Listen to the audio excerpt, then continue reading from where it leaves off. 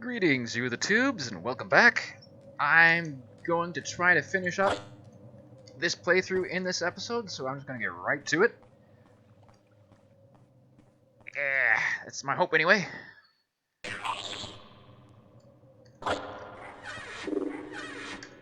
This will slow me down though. 34, high stakes. I have to stay on my toes. Not only can I sense the XTVS nearby, and by extension the transfer carrying it, but I can also hear these entrances opening and closing nearby. There's a human running around here somewhere, avoiding contact with me, you would see. What purpose it hopes to accomplish with these tricks, I do not know.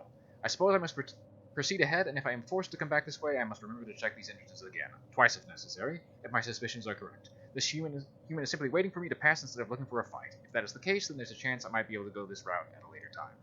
I am allowing a more benevolent interpretation of this human's intentions, simply because I can no longer believe all that I've been led to. While the dark humans are obviously evil, I do not detect the same level of malevolence from the others. All humans are not, I suspect, our enemies. I have simply yet to meet those who would refrain from trying to kill me. Just based on my reading of that, I suspect I put that note in during playtesting when it became confusing about which way you're supposed to go. Oh boy. So, this whole little section is a fun little don't get shot up by the APC. And I believe, actually, that note was for this very reason. Can't go that way. Gotta see if you can come back, and wouldn't you know it, the door's open. Ow! Bloody!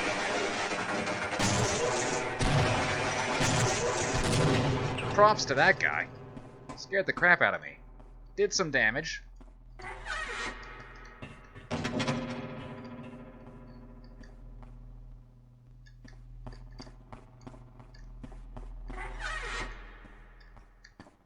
Sorry if I'm jerking around too much. Ow, ow, ow. Missed completely. Missed completely.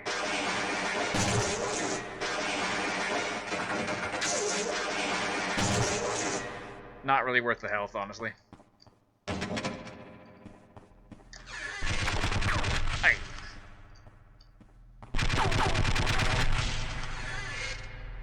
Oh, that didn't help. Yeah, this section is stressful. But I like it. It's cool. Ow, ow, ow, ow, ow.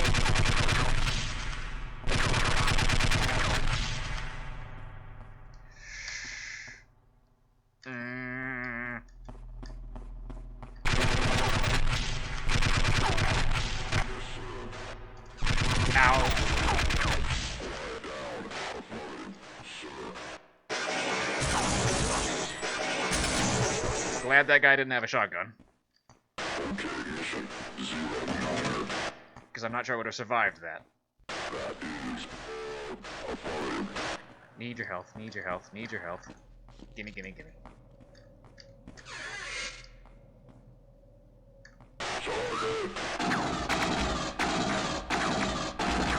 Good. Oh, you...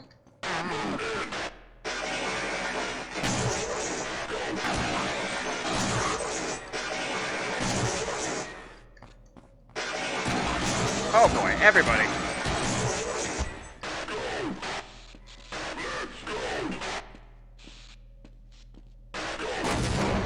Yeah, thought I heard that. Oh, I needed that. Also, I'm stupid, why don't I just blow this up?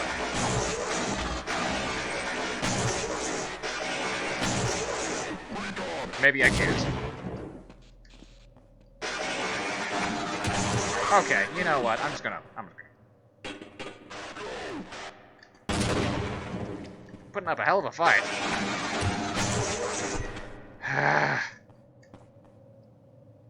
I think I might have been hitting the truck here. Could have blown all that up, I guess. Not about to find out. Health's too low. Oh, let me guess. I do have to blow it up.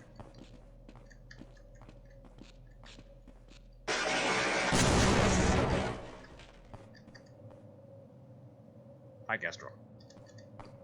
So not this way. Not this way. I hear someone walking. Oh, do I just have to... Yep. Nope, not dealing with you right now.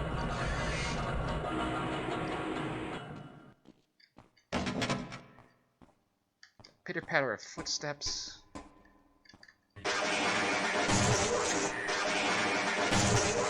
Thank you. Want that health. Need that health.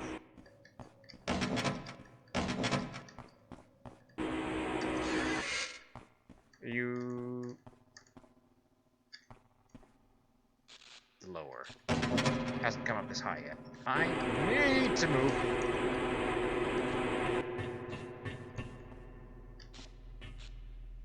I need to go over there. I remember that much. Don't want to blow any of these things up. Apparently zapped myself on that. Maybe this way? Hope it's this way. This looks like the wrong way. I just want to get out of this alive. Excuse me. Yes. You can't be serious. You can't be serious.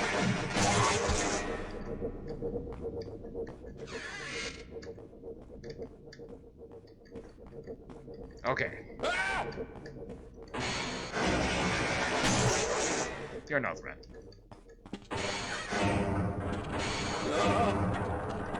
Yeah, bringing in an explosive crate. Yeah, you go ahead. To then drop on the APC.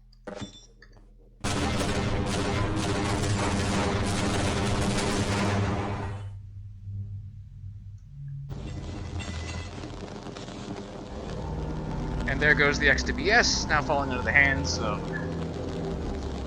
the regular military, rather than G-Man's forces.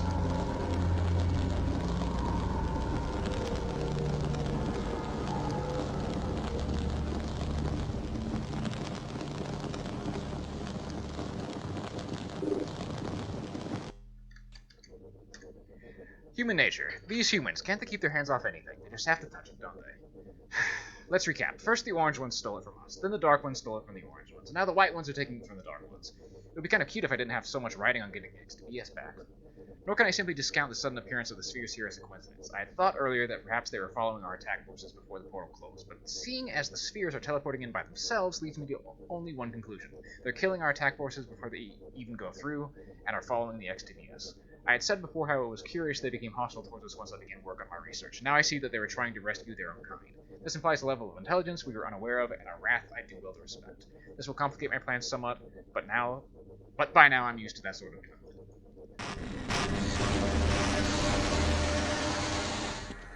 Ah, it's gonna suck. You just stay here. I can't get past it. Okay, no. Please move. Here, go in there. Is that a rat? No! No, that's one of the spheres. Okay, dude, I'm but I'm in a rush. That being the case, actually, I might want to go with these. You're fine. Guy.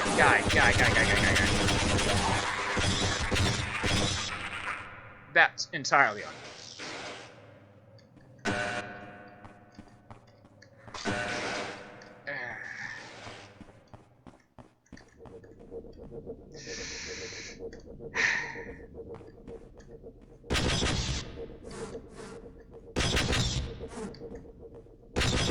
Ow.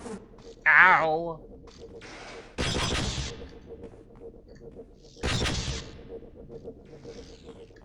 Man, I have to just to run this. Well, that was a terrible idea. Goodbye. Alright, let's try that again.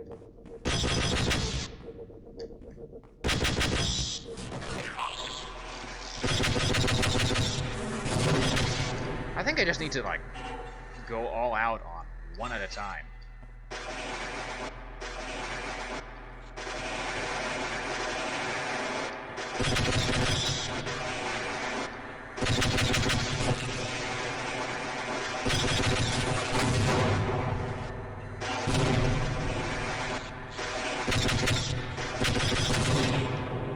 I'll be honest, these things terrify me.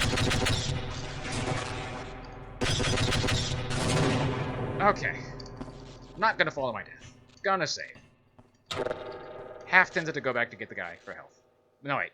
He got killed by the other Vortigaunts. Never mind.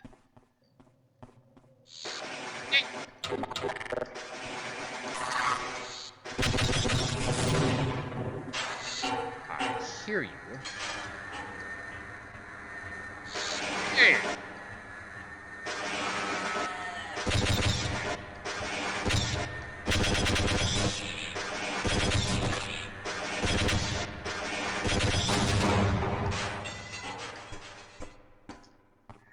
Whew.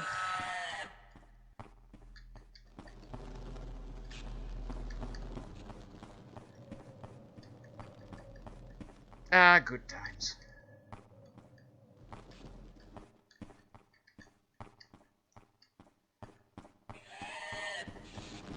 And if I'm not mistaken, as I get close here toward the end of the game, or the mod, there's only one, no, maybe 2 boss fights left if you want to count the helicopter that's coming up. We'll get to that, though.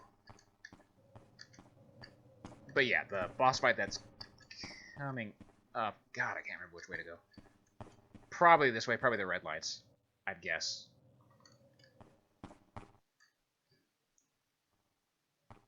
Yep. And, okay.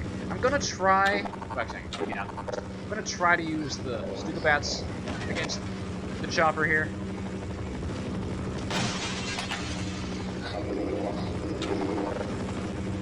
Because it's fun, but it can really not work out well. But I'm gonna try, like I said.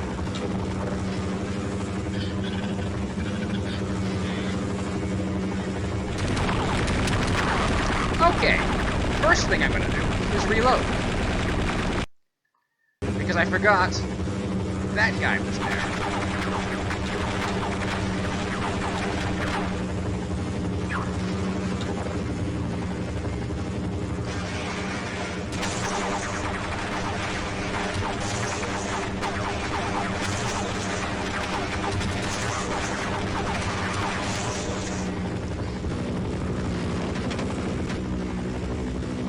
Spazzing out of it. Okay. Gonna try this.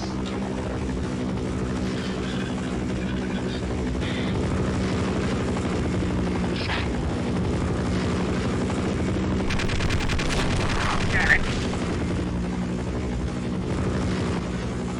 I need to get it close enough to not shoot down the Stuka Bat. But I also don't know if one Stuka Bat's going to be enough to take it down.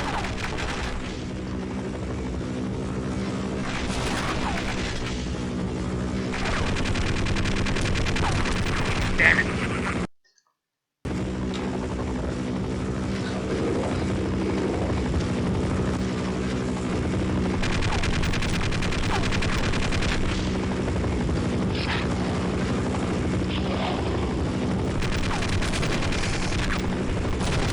Thanks, guys.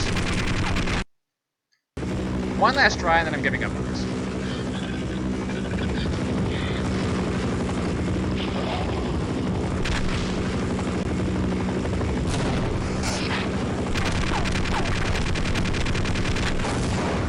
Well, I wanted that to take it out. I don't think there are any more Stuka. Oh wait, there's another Stuka.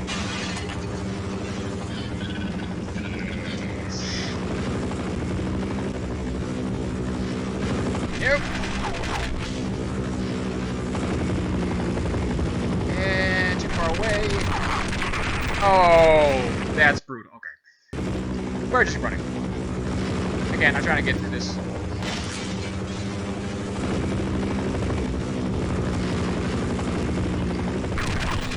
As much fun as it would be to shoot that down. Or bring it down with the Stukas. I don't know if you can count that as shooting.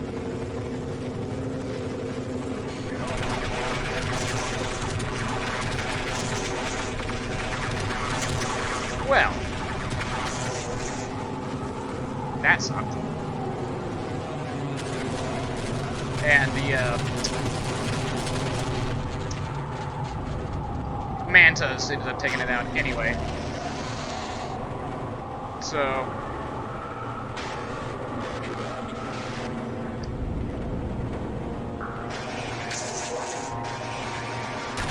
I want your health. As tempting as those barrels are. Wait.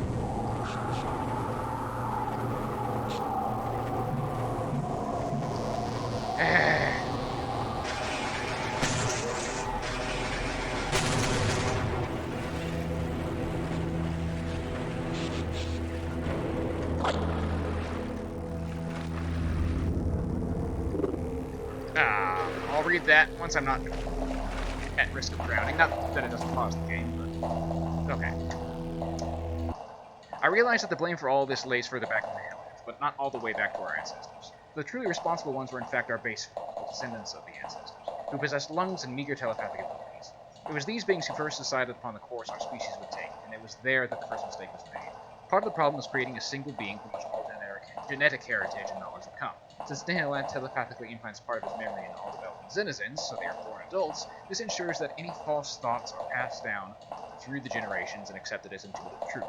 The other part of the problem is basing a hive mind system off of intelligent beings. If we workers were simple automatons, none of this would have happened, but we were granted the ability to think for ourselves. Give a being this ability and then try to forcibly do it through such guises as family, fealty, and spirituality, all upheld to a being who himself is conceivably wrong, and you have planted the seed for dissent.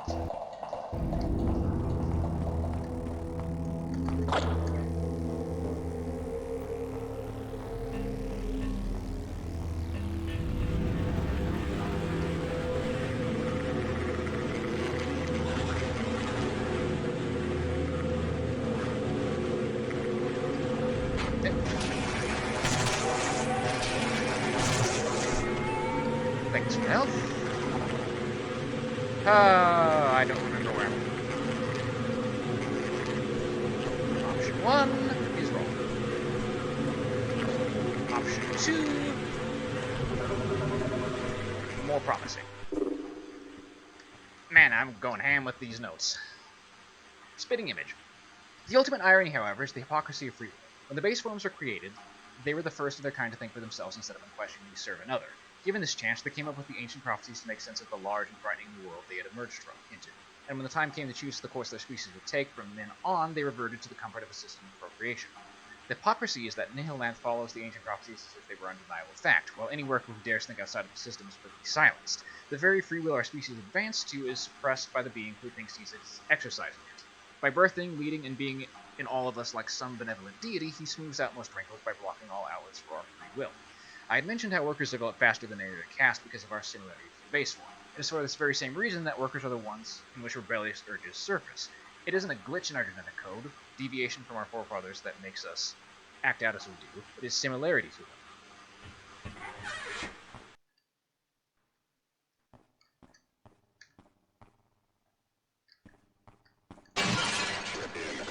The good news is I've got more Stukabats since I didn't waste them on the chopper. I'm still annoyed by that, though.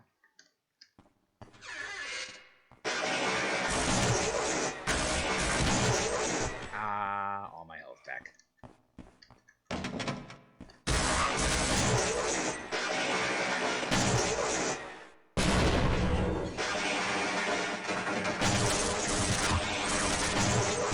Almost all my health back.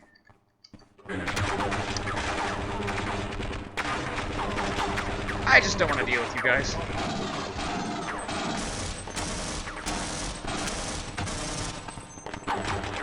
But I also have no idea what the hell is going on down there.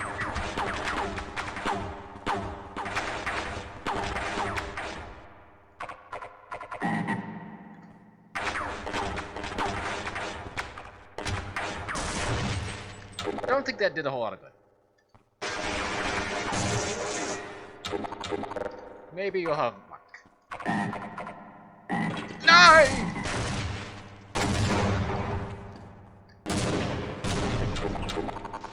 Oh! Oh my. Oh my! Stop it! Is everybody dead? Hmm? My God. What the hell happened? Seriously. It's a massacre in here. A slaughterhouse. An abattoir.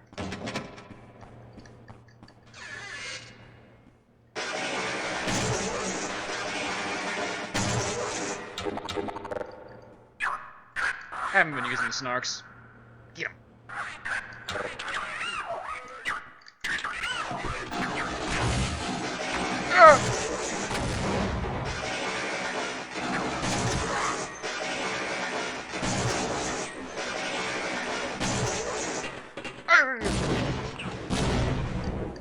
You are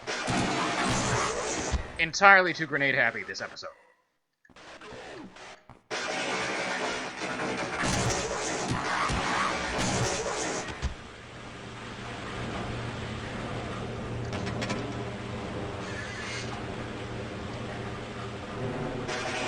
Hi.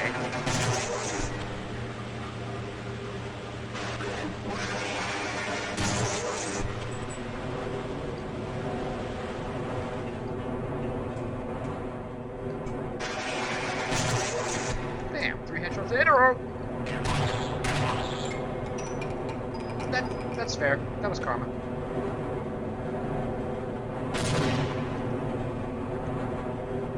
Damn.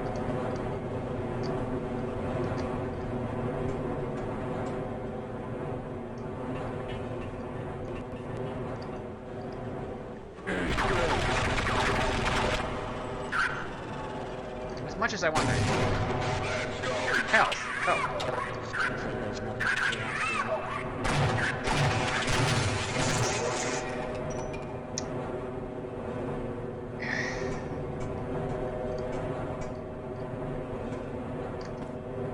I heard a scientist at least, so I can get some num-nums.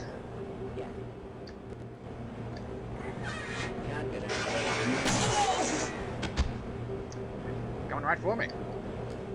Oh, no. He's coming right for me.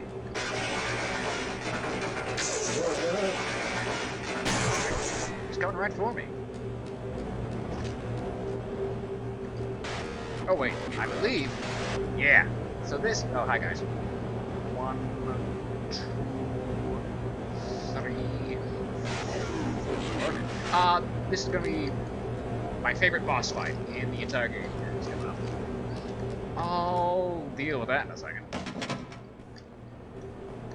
So I should be able to get my health back from these guys. Okay. What do we got? 4 of these, plus more in there. No more chum toads, but 13 snarks, which I don't think I'll need, but just in case.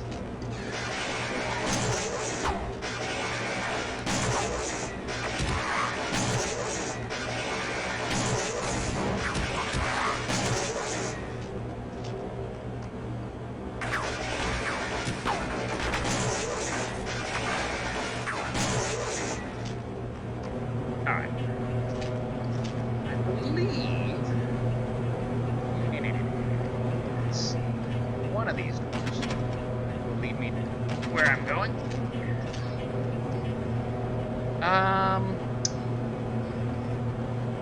God, do I want to ship those down now or save them? It's probably best to do.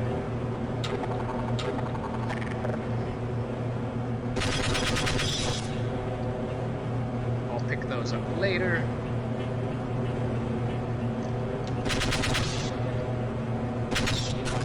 Yeah, thankfully none of those got it in their heads to come after me. I think that's all of them. Ladder down, that's probably where I'm going. Alright. Favorite boss fight, coming right up there.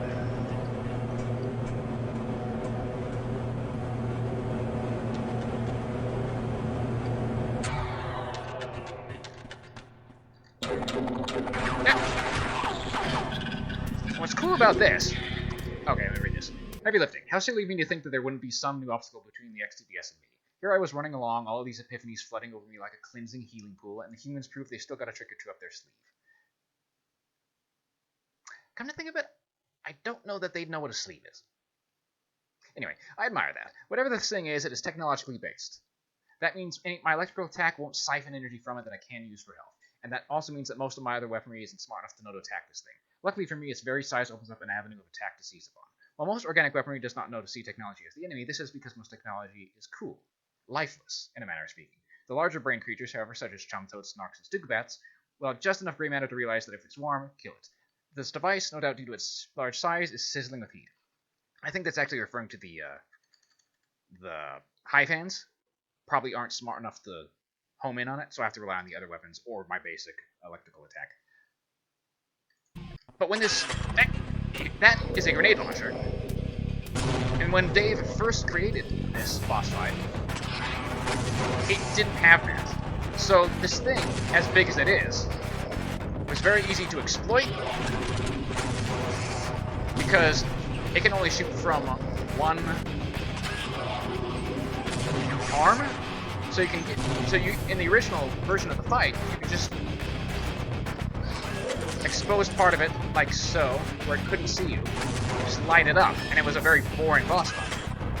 So I recommended to Dave, what if it could shoot grenades at you to spice things up? It thus forces you to stick and move, rather than just exploit the size difference. And this is what they've come up with. And it makes for a really fun fight. Oh boy! Don't kill me, don't kill me, don't kill me, don't kill me, don't kill me.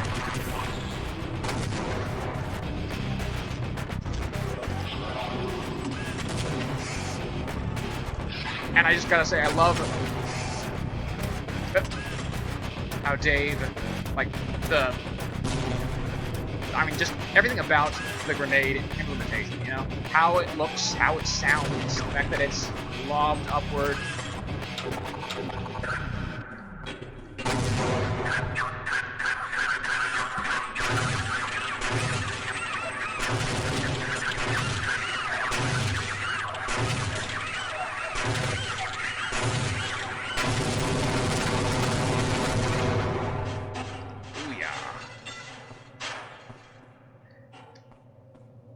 But yeah, I'm so pleased with that. You know, playtesting made that so much better, but also I love how Dave implemented the idea, you know? I love that little chirp sound they make when they shoot.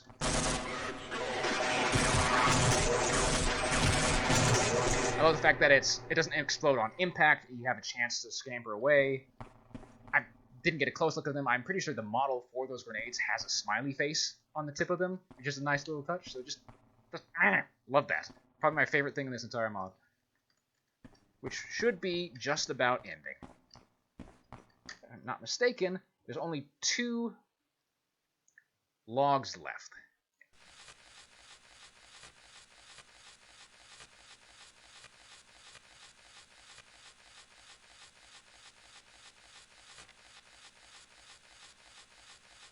Yep. And I believe there might be 1 left here just before the end, and then 1 at the very end. So we haven't missed any, thankfully, which I would absolutely hate to do a dev commentary of this and then miss something. Slave trade. While I cannot hold Nihilanth entirely responsible for the state of our species, blame falls fully on him for instituting our colors. No fouler, viler act of outright enslavement can be imagined. Manipulate our very feelings like that. Worse, to make us dependent upon these feelings, so that we cannot help but come crawling back to him. Induces a feeling of disgust, the likes of which I have never known. If it weren't for my forced imprisonment, I very well have been driven back to Zen for Overseer. In doing so, I not only would have risked quelling by failure to retrieve the XTDS, but I would have enamored myself once more to those feelings. I would never have advanced to the state of enlightenment I find myself in now. I probably would have lived out my life in blind subservience to the once great mailman. Euphoria aside, my options now are bleak. Once I have the XTDS, I will try to use it as a bargaining tool with the mailman. In exchange for removing my collar, I will return the XTDS intact so the cause may go on as prophesized. If he refuses or tries to quell me, my last act will be to take the XTDS. Ironic that after all I've gone through in pursuit of free will, in the end I have no choice at all.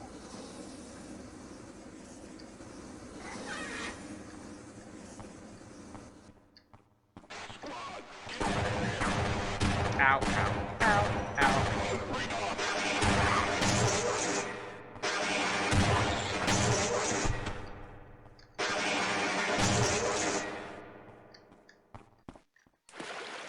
And here is the point where the game, or the mod, overlaps with Half-Life proper, where Gordon is swimming away from the dam.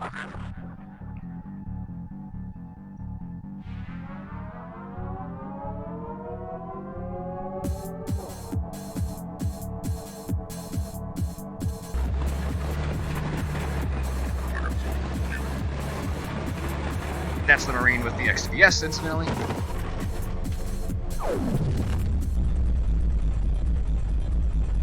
Dave chose to go with a Matrix reference here for a shout out.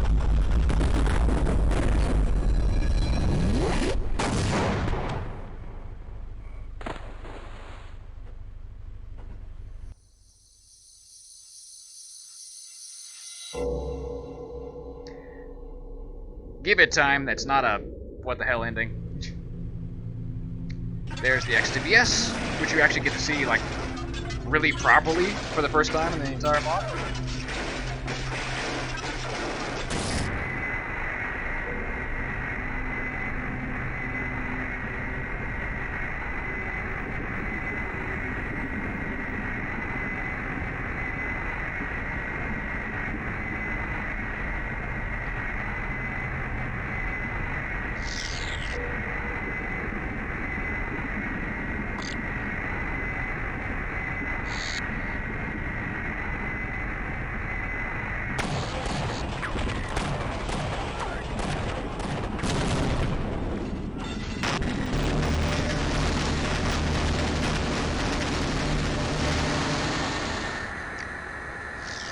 Zaunt's slave collar blasted off.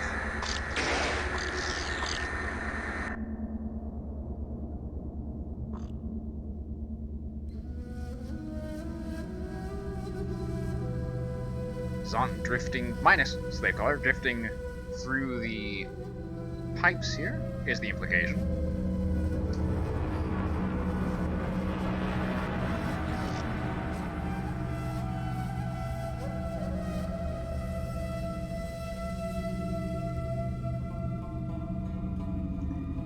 And washing ashore somewhere outside of Black Mesa proper.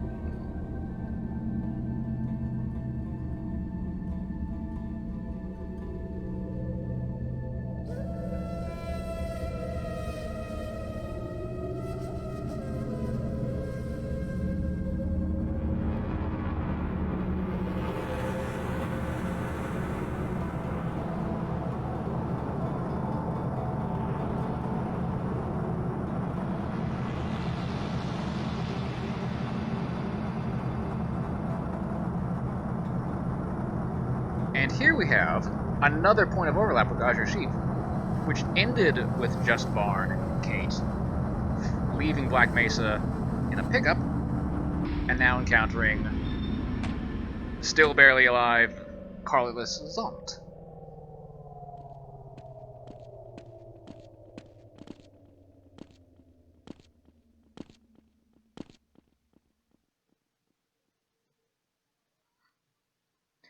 Last of the entries. Not so far after all. Ugh. I thought I was dead. The blast nearly killed me and in the process removed my color. Dare I say it's a miracle? The thought had never crossed my mind that separating the symbiote from my body while simultaneously absorbing energy would kill it but spare me. I wouldn't recommend the method. The collar was responsible for stimulating my telepathic sensory ability. Without it, I can't track the XTBS. It could be anywhere. So what happens now? I'm far from home and do not think I have the strength to find my way back in search of a portal. That leaves me with two options. The first is that I could wander about this vast alien world completely alone, injured and exhausted, most likely to die in a meaningless death out there somewhere. The second is that I could trust my fate to these humans, the first two I have ever seen to not flee or try to kill me. If this question had been posed to me yesterday, I would have taken my chances out there. So be it. I will go with these blue humans aboard the transport. This pair who looks as injured and weary as I am. And we will see what happens from there. This is an alien world to me, a strange, nearly incomprehensible place, but if I can find safety amongst the company of these humans, I think I can adapt to whatever life has to throw at me. After all, I am malleable.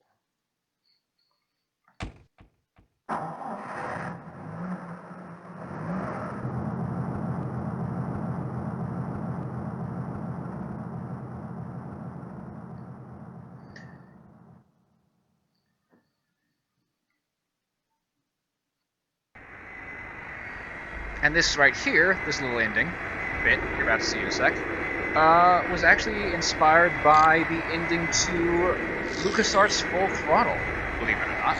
Either you picked up on that or you have no idea what I'm talking about, but that's where this came from. The XDBS, the music, well, not the specific music, but the music in general, and then the swarm of spheres following after it.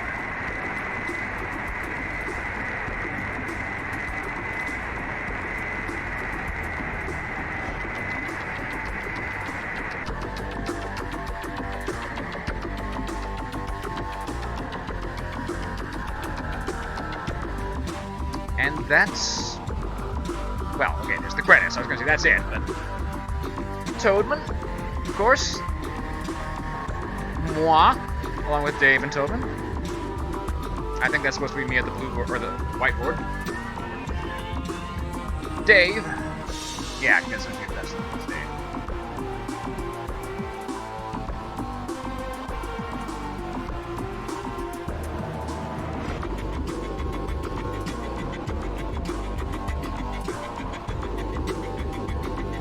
I know the music's kind of drowning me out, that's why I'm holding off a bit on talking. Just wait until we get to the end of this.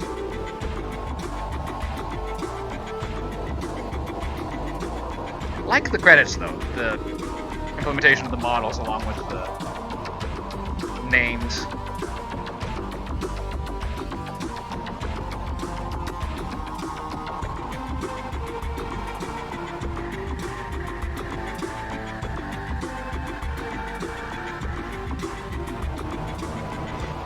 More of those guys in this than I remember there being. And you can see clearly there the minigun being held in the right hand, so it could only really shoot from the right. Sadly, we never did end up getting around to doing a sequel to Point of View, although that was the plan at one point.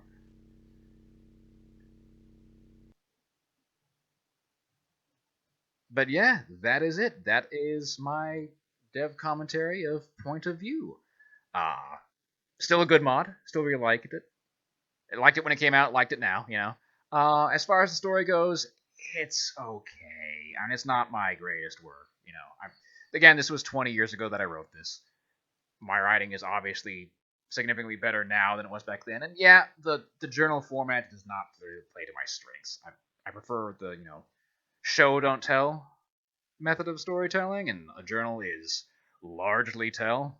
So it is what it is. But thanks for joining me. I will get around to putting these in a playlist, and I will go back, because I know the audio is quiet or often drowned out by the game audio, so I'm going to go back and put in subtitles for these. I don't know if I'm going to do any other videos. There are some ideas I have, but this was really the one I felt like I had to do.